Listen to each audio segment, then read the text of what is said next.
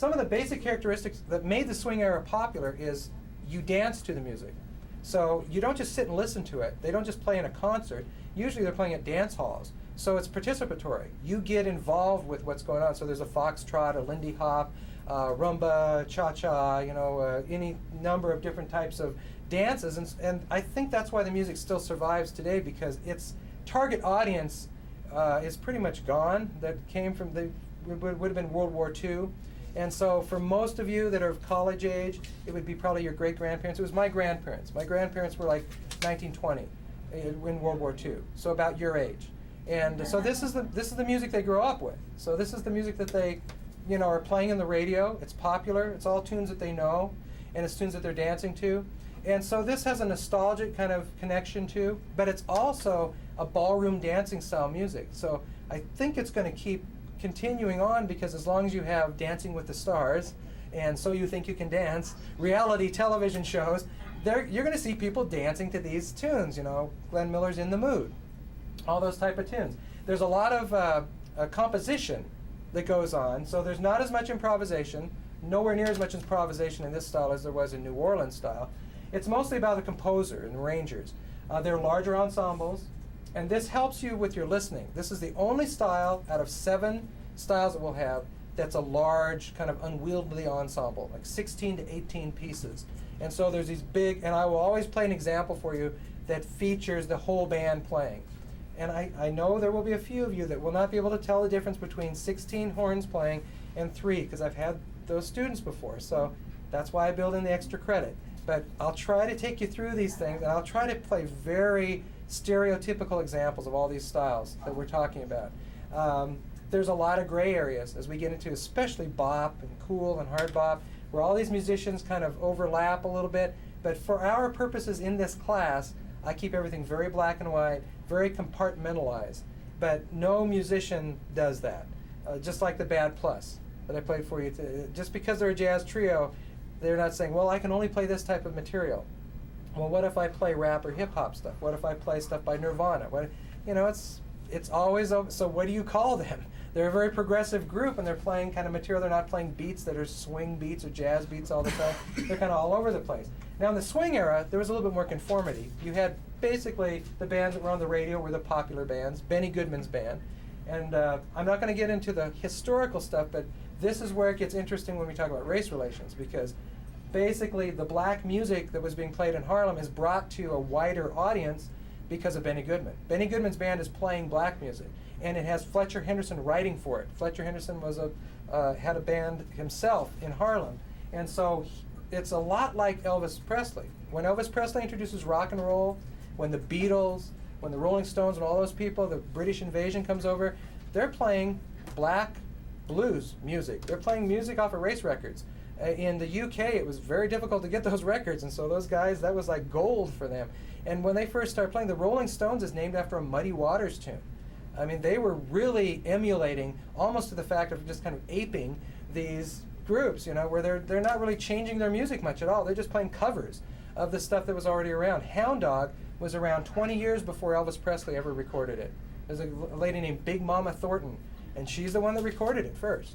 So that's the same thing that happens here. The swing era gets introduced via Benny Goodman. And Benny Goodman grew up in Chicago playing with black musicians, not in the public eye. These black and white musicians are playing all the time, but they're playing after hours, when the bars are closed. They can't play, it's illegal. You can't play in public, black and white musicians together. Just like black and white baseball teams can't compete against each other. Black and white boxers couldn't box against each other during these periods either. So this all kind of is really fermenting in the background, and Benny Goodman's the guy that's going to kind of bring it forward. So we'll talk about all those figures in more detail. For now, all I'm going to do is kind of show you the basic characteristics of what the big band is. And the one I'm going to use for you is a Count Basie example. It's also a little later. It's from probably the late 50s or so. And this is on my YouTube site as well. So let's go back to the computer for a second here, Randall. And as you see, here are all the early styles, Louis Armstrong, Jelly Roll Morton. They even have a thing talking about, I mentioned record making. They talk about the record making there. This is all my playlist. So if you want to watch any of these videos, a lot of the stuff I mentioned in classes here. Duke Ellington. So here's Count Basie's band. This is a good example of a big band. You'll see the sections. Whoops. There we go. So rhythm section still here, piano, bass, and drums. It's Count Basie on the piano. And the bass player. A little delay here going on.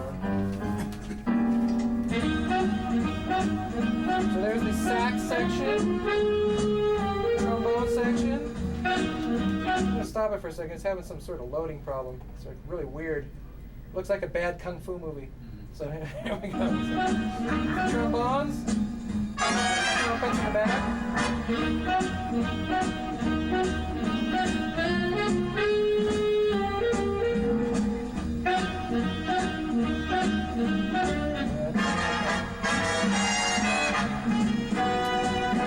Here's some call and response.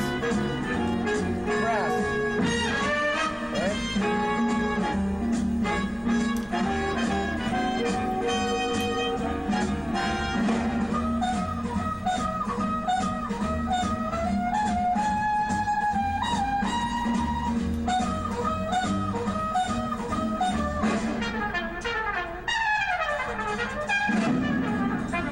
In fact, he just did a break there too as well.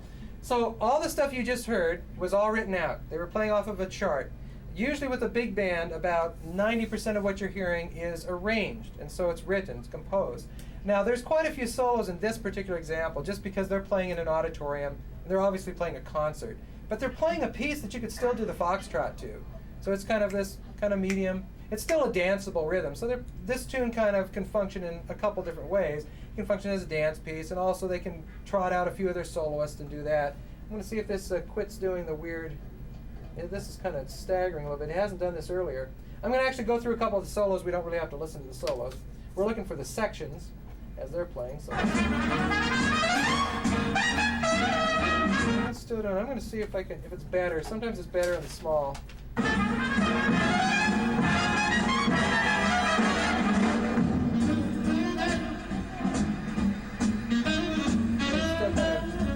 Stuttering a little bit there.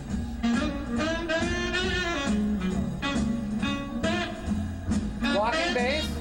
I demonstrated walking bass last week. Boom, boom, boom, boom. He's playing a note on every beat. That's called walking.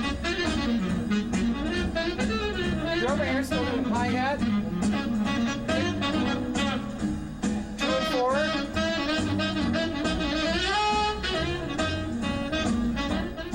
Oh, there, we can see that. There's a hi-hat. There's his ride cymbal. In fact, the drummer's roll in a big band. Listen to this here.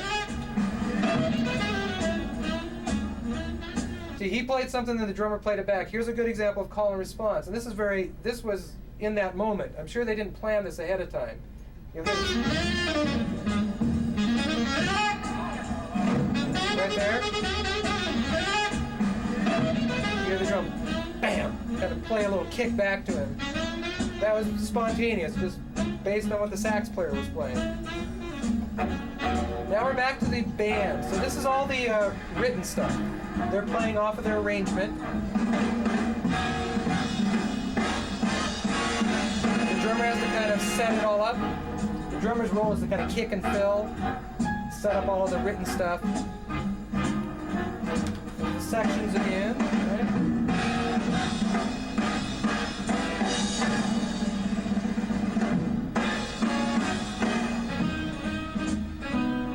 Sax section playing now.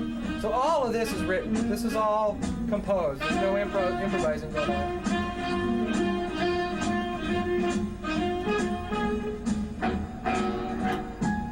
Now they're getting ready for a section called the shout chorus.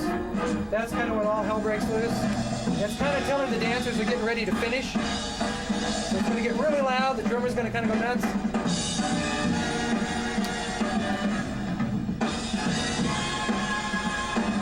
So everybody's playing.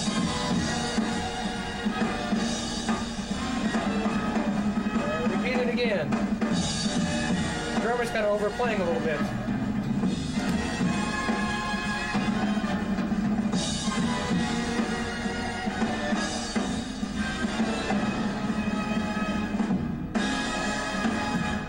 It kind of had a little false ending there because now it gets really soft and then they're just going to repeat that same shout chorus. So shout chorus is just like it sounds. It's the big flag waving kind of ending of the section. Here they go one last time.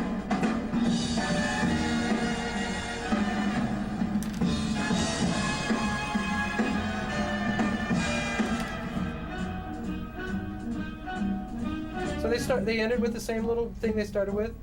This. That's the melody. Very simple little melody repeated.